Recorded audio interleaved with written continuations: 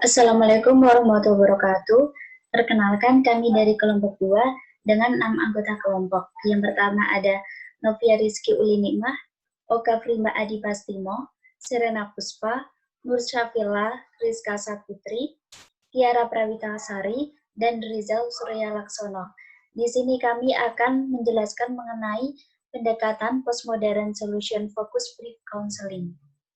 Ada 8 subtopik yang akan kita bahas mengenai materi ini, yaitu ada pengantar, hakikat manusia, asumsi dasar, tujuan, pandangan terapi SFPC, peran dan fungsi, tahapan-tahapan, dan teknik teori SFPC. Pengantar teori SFBC. Pengembang teori SFBC yaitu Insoo Kimberg dan Steve Gises. Teori SFBC ini dipengaruhi oleh model-model pemberian bantuan yang telah berkembang, yaitu diantaranya ada brief counseling yang dikembangkan. Pendekatan brief counseling ini populer pada tahun 1980-an. Selanjutnya ada hakikat manusia.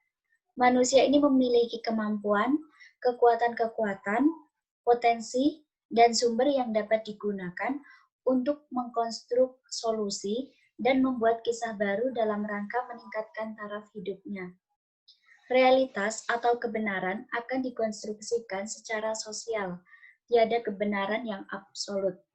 Manusia tidak perlu terpaku pada masalah, namun ia lebih berfokus pada solusi, bertindak, dan mewujudkan solusi yang diinginkan. Selanjutnya ada asumsi dasar. Individu memiliki kemampuan dalam menciptakan sendiri solusi atas problemnya. Solusi itu tidak diberikan secara langsung dengan keberadaan masalah. Perubahan-perubahan kecil membuka jalan bagi perubahan-perubahan lain yang lebih besar. Klien adalah ahli atas hidupnya. Terapi akan lebih efektif dengan melibatkan hubungan kolaboratif antara konselor atau klien. Bahasa yang digunakan untuk mengembangkan solusi adalah berbeda dengan yang digunakan untuk menggambarkan masalah. Selanjutnya ada tujuan dari teknik SFBC. Ada 3 tujuan dari teknik SFBC ini. Yang pertama ada individu mampu mendefinisikan tujuan terapi dan memahami sumber-sumber yang dapat digunakan dalam rangka penyelesaian masalahnya. Yang kedua ada fokus perubahan pada hal kecil yang realistik dan mudah untuk dilakukan atau dicapai. Dan yang terakhir ada membicarakan tentang solusi-solusi sebagai ganti membicarakan tentang masalah. Selanjutnya ada pandangan terapi SFBC. Yang pertama yaitu klien menjadi bermasalah karena ketidakefektifannya dalam mencari dan melakukan solusi. Dan yang kedua, bahwa klien bermasalah ketika klien meyakini bahwa keadaan ketidakbahagiaan berpangkal pada memaknai dirinya secara negatif. Dan yang terakhir yaitu masalah bukan wujud yang terpisah dari diri individu, melainkan sebagai bagian dari pengalaman individu dalam menjalani keseluruhan kisah hidupnya. Selanjutnya ada peran dan fungsi terapis. Yang pertama ada pemandu klien untuk mengeksplorasi kekuatan yang dimilikinya dan membangun solusi. Yang kedua ada terapis SFBC menggunakan suatu posisi tidak mengetahui. Yang ketiga menciptakan keadaan atau hubungan kolaboratif. Yang keempat menciptakan suasana saling respect, saling menghargai, dan membangun dialog. Dan yang terakhir yaitu membantu konseli membayangkan bagaimana langkah-langkah yang mereka inginkan untuk menjadi berubah dan apa yang dilakukan untuk perubahan tersebut. Selanjutnya di sini ada tahapan-tahapannya, yaitu ada 5 tahapan. Yang pertama ada pembinaan hubungan kolaboratif. Yang kedua, identifikasi masalah yang memungkinkan adanya solusi. Yang ketiga, merumuskan tujuan konseling secara spesifik dengan pertanyaan, pengecualian, atau yang lainnya. Yang keempat, merancang intervensi dan mengaplikasikannya. Dan yang terakhir yaitu ada evaluasi dan tindak lanjut. Selanjutnya ada 6 teknik teori SFBC. Nah, yang pertama ada pertanyaan pengecualian atau exception question. Yang kedua ada pertanyaan mukjizat atau miracle question. Yang ketiga ada pertanyaan berskala atau scaling question. Yang keempat ada rumusan tugas sesi pertama atau formula first session test. Dan yang kelima ada pertanyaan pengentasan problem atau coping question. Dan yang terakhir ada umpan balik atau feedback. Nah, berikut ini ada video praktik dari teknik SFBC nih. Selamat menyaksikan. Assalamualaikum. Waalaikumsalam, Mbak Serena. Silahkan duduk, Mbak. Iya.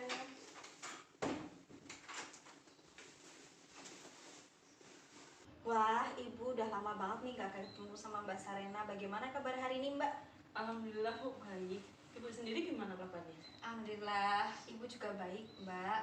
Oh ya, akhir-akhir ini Mbak Serena lagi punya kesibukan apa? Kalau minggu kemarin sih saya sibuk ngerjain tugas ya, Bu. Tapi alhamdulillah tugasnya udah selesai semua. Terus kalau akhir-akhir ini sih saya itu lagi suka traveling. Kemarin aja terakhir habis dari Jogja, Bu. Wah, berarti Mbak Serena ini punya hobi traveling ya? Iya, Bu, saya emang suka traveling. Bagus banget tuh. Udah pernah traveling kemana aja nih, Mbak? Kalau kemarin sih itu, Bu, yang tadi dari Jogja. Terus minggu besok itu rencananya pengen ke Malang, Bu. Sama teman-teman apa sama keluarga nih? Sama temen-temen sih, soalnya kan keluarga pada sibuk, Bu, kerja. Bagus banget ya. Hobi Mbak Serena ini tuh traveling, bisa mengeksplor keindahan alam yang ada di Indonesia ya, Mbak. Iya. Gitu. Pesan dari Ibu nih ya, Mbak, kan karena kasus COVID udah meningkat nih ya. Jangan lupa untuk Mbak Serena selalu menaati protokol yang ada yang dianjurkan oleh pemerintah, di mana harus membawa Hand sanitizer. iya, terus masker, dan jangan lupa untuk jaga jarak gitu. Itu sih Mbak pesan dari Ibu. Pokoknya jangan lupa untuk membawa peralatan-peralatan yang ringan untuk dibawa gitu, yang selalu bisa Mbak Serena bawa kemanapun kayak gitu. Iya, Bu, makasih ya, Bu, sudah mengingatkan. Iya, sama-sama Mbak Serena. Oh ya, setelah proses konseling ini, adakah Mbak Serena ada acara? Di sini ada itu sih, Bu, pelajaran olahraga. Oh iya, jam 1 ya nanti sama Iya. Pak Wawan ya? Iya, Bu, bener, sama Iya. Pak Wawan. Oke, karena Mbak Serena setelah ini akan ada jam mata pelajaran ya, jam 1. Bagaimana jika kita sepakati terlebih dahulu nih, proses konseling kita akan berjalan selama berapa menit? Kalau 30 menit aja gimana, Bu? Cukup apa enggak? Oke, baik. Jadi, jika proses konseling ini berjalan selama 30 menit, akan berakhir di pukul 12.45. Nah, nanti nih sisanya 15 menit, Mbak Serena bisa memanfaatkan waktunya untuk ganti pakaian olahraga, untuk mempersiapkan nanti mata pelajaran olahraga sama Pak Wawan. Bagaimana, Mbak? Ya, Bu, bisa. Oke, berarti kita sepakat ya bahwa proses konseling ini kedepannya akan berjalan selama 30 menit. Oke, baik. Mbak Serena kan udah ke ruangan Ibu nih. Adakah yang ingin Mbak Serena ceritakan terkait permasalahan yang dihadapi oleh Mbak Serena? Ada, Bu, saya tuh ingin konseling sama Ibu, soalnya saya tuh bingung harus menyelesaikan masalah yang saya hadapi itu seperti apa. Oh, oke, baik Mbak Serena. Tapi perlu Mbak Serena ketahui terlebih dahulu ya bahwa proses konseling ini bersifat rahasia, di mana hanya Ibu dan Mbak Serena saja yang mengetahui, dan diharapkan untuk Mbak Serena kedepannya bisa terbuka terkait permasalahan yang sedang dihadapi oleh Mbak Serena. Dan perlu Mbak Serena ingat bahwa kedepannya Ibu tidak bisa memberikan solusi untuk permasalahan yang dihadapi oleh Mbak Serena, tetapi di sini Ibu hanya membantu permasalahan Mbak Serena, di mana kedepannya diharapkan Mbak Serena bisa menemukan solusi-solusi terkait dengan permasalahan yang Mbak Serena hadapi. Apakah sampai sini Mbak Serena sudah paham?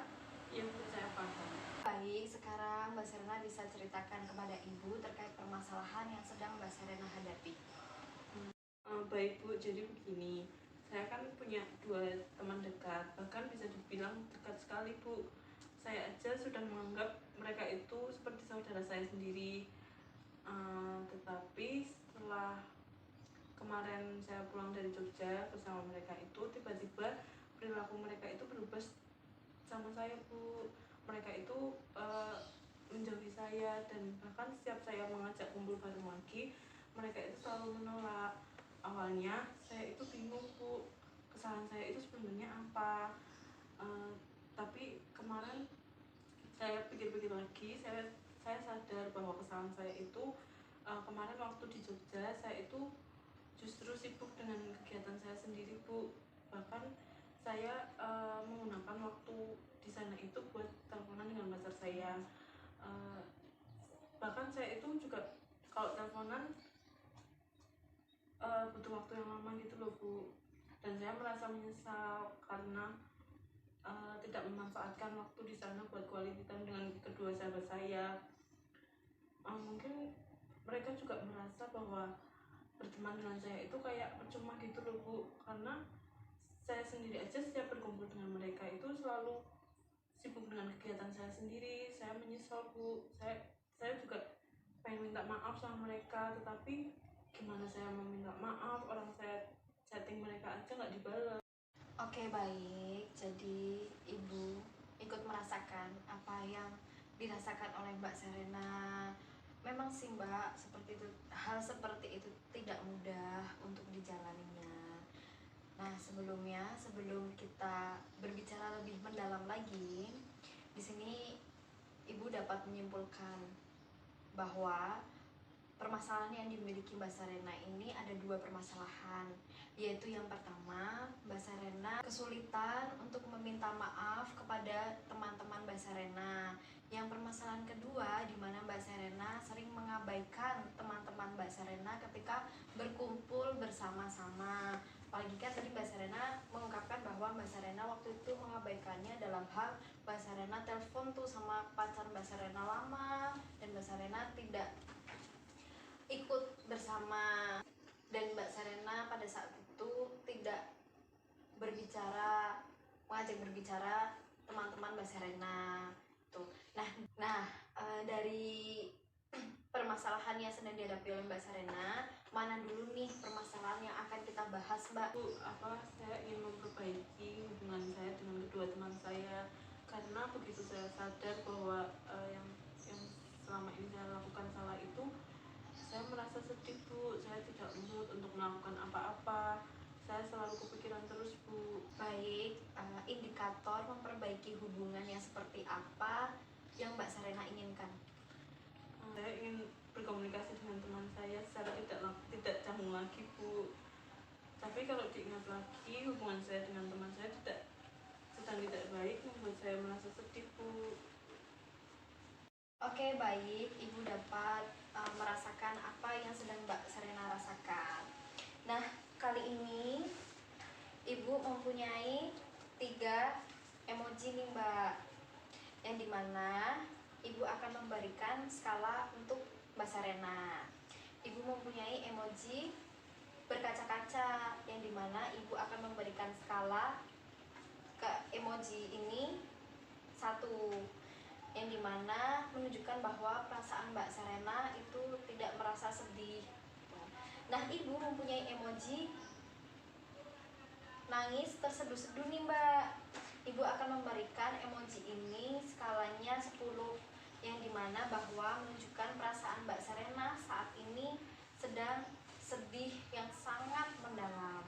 Nah, jika nih Mbak Serena diminta untuk memilih antara emoji berkaca-kaca sama emoji menangis terseduh-seduh, mana nih yang akan Mbak Serena pilih? Saya memilih yang menangis ya Bu, karena ini kira-kira cocok sih untuk menggambarkan perasaan saya saat. Oke, baik. Nah, Ibu nih sekarang punya emoji tersenyum. Nah, dari Mbak Serena memilih emoji menangis terseduh-seduh, maukah Mbak Serena untuk memilih emoji tersenyum ini? Mau Bu. Nah, pertanyaannya, bagaimana cara Mbak Serena untuk menuju gambar tersenyum ini? Kan ada jarak di antara keduanya, Mbak. Ya mungkin saya bisa tersenyum lagi ya Bu jika saya itu bisa kembali berbicara dengan kedua teman saya seperti biasanya tanpa ada canggung lagi. Kemarin aja saya sempat bertemu dengan mereka Bu, tetapi saya lebih memilih untuk menghindar karena saya tidak siap akan dapat respon jelek dari mereka. Tetapi karena ketidakberanian saya untuk bertemu dengan mereka, itu membuat saya sedih Bu, kepikiran terus. Nah, tadi kan Mas Sarena sudah mengungkapkan semuanya ya. Mbak Sarena juga mengungkapkan bahwa Mbak Sarena ini selalu kepikiran permasalahan dengan teman-temannya. Tetapi apakah permasalahan itu selalu terpikirkan oleh Mbak Sarena, ataukah ada di saat dimana Mbak Sarena tidak memikirkan permasalahan itu? Saya tidak selalu memikirkan permasalahan itu sih Bu. Seperti pada saat saya menonton film favorit saya kayak otomatis lupa gitu loh Bu, karena saya kan mungkin menikmati filmnya. Terus juga pada saat saya belajar, kalau pada saat saya belajar itu saya berusaha untuk fokus untuk mengerjakan tugas apa untuk belajar itu sendiri, karena kalau saya memikirkan hal tersebut kan otomatis juga saya tidak akan fokus kan Bu dalam belajarnya. Oke, baik. Berarti di sini Mbak Sarena mempunyai waktu untuk merelekskan diri dan membebaskan diri untuk permasalahan yang dihadapi oleh Mbak Sarena ya? Iya Bu, begitu.